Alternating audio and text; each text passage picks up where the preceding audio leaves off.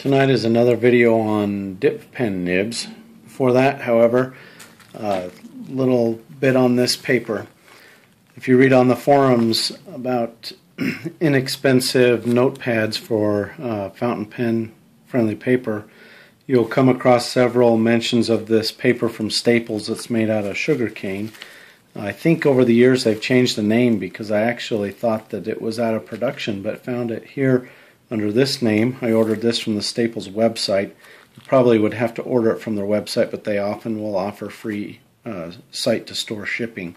So they're now calling it Sustainable Earth, and the UPC, I'll flip this over, you can pause it to see it if you need, but there you go. There's the UPC. It's a pretty good paper. I don't think you can use both sides unless you're using a fairly fine line. I tend to use a lot of italics, but it doesn't bleed very badly. In fact, you hardly ever get any feathering. So today's pen is called The Relief by Esterbrook. It was a pretty popular one. Pen number is 314. This pen is, I believe, either brass or bronze. Probably brass, but I don't know for sure. Here's a Jackson stub, pen number 442. And as you'll see, the Relief is not magnetic and the Jackson is. We'll be using the Waterman Serenity Blue. This is a very fine stub nib. As you can see here, it's got a flat surface. It's not pointy like, for example, the Falcon or something like that. Let me pull a Falcon out just to show you what I'm talking about for those who maybe are new to these. Here's a Falcon nib versus the stub, and so you can see that it's flat. It's essentially an italic nib. They marketed these pens for correspondence, letter writing essentially between friends or something along those lines.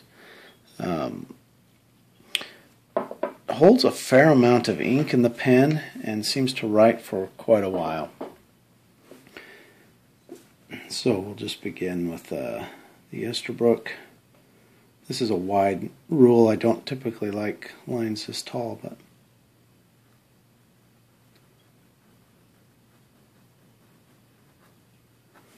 Esterbrook Relief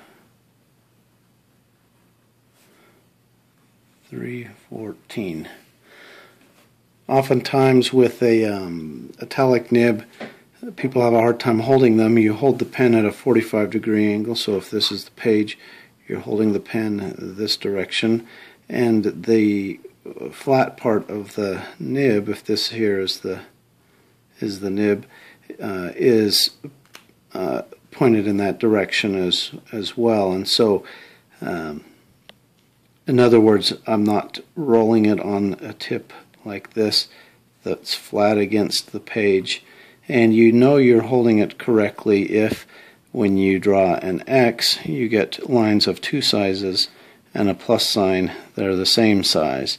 That gives you the variation in line thickness. Now this Relief pen also does have some flexibility. So here's your thick with very little pressure, your thin with very little pressure, and your thick with increasing pressure. So you can see you can go from a thick line to a thin line, and you can have these little flourish lines fairly easily with it as well. You'll notice even here where it's really, really thick, this paper is not bleeding. You're not getting any feathering, or I'm using the wrong term, it probably is bleeding through the page. Let's take a look here. Yeah, not badly though. I mean, it is bleeding through, but not as bad as I thought. But you're not getting any feathering even here where where it's still wet. So it is a really good paper if you're looking for just an inexpensive paper to take notes or write letters on. So I do, excuse me, I do really like this pen quite a bit actually. I'll just kind of do some drawing. I do notice it does have a tendency to skip a little bit, and maybe it won't do that so much after I kind of you know, wear the tines down to my writing style or what have you, but particularly on papers that seem to have some kind of coating on them, such as this one. But you can see that you'll be able to write several. I've adjusted my grip, and you'll notice it's not skipping anymore, so that might have been me. But you probably can get 6 or 7 lines of text out of this nib before dipping again. Still have a little bit of ink on the back side. A reminder to those who are perhaps new to dip pens, usually when you get a new pen, they have some kind of wax coating on them. A lot of people will burn that off with a lighter, or you can use some kind of solvent. I use my wife's nail polish remover, and that generally gets that wax off and allows it to hold the ink. For comparison purposes, I'll probably do another video on this pen one day, but here's the Jackson stub.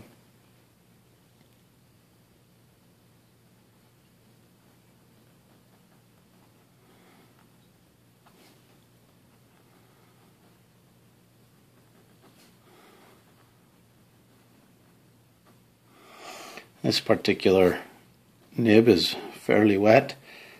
Also has some flexibility. Well, I lost my ink there, didn't I?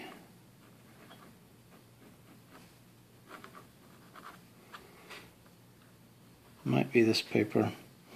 It doesn't generally do this, and I'm wondering if it's this paper, or maybe I didn't actually clean the wax off this nib. I don't know. I just pulled it out of the box, and maybe I grabbed one, not the one I thought. But you do have some variation to the line. Pretty thick. It lays down a heavy line. Also holds quite a bit of ink. Yeah, oh, it's out. Quite a bit of ink, and will write about what you do with the relief, but we'll do a different video on that one some night. In summary, I really like this relief nib. I think it would work great for casual note-taking or correspondence. It does not write a real fine line like maybe the Falcon does if you're light-handed, but it's a great nib. I think it's attractive. I think it's probably one of their earlier designs. It's an extremely simple nib compared to some of their newer designs like the Jackson stub or maybe the Falcon, which is also kind of on that same shape and size, but probably one of their newer ones. I'd be interested to do some research, or if somebody knows the answer to that, I'd be interested in knowing. Thanks, and hope you enjoyed this.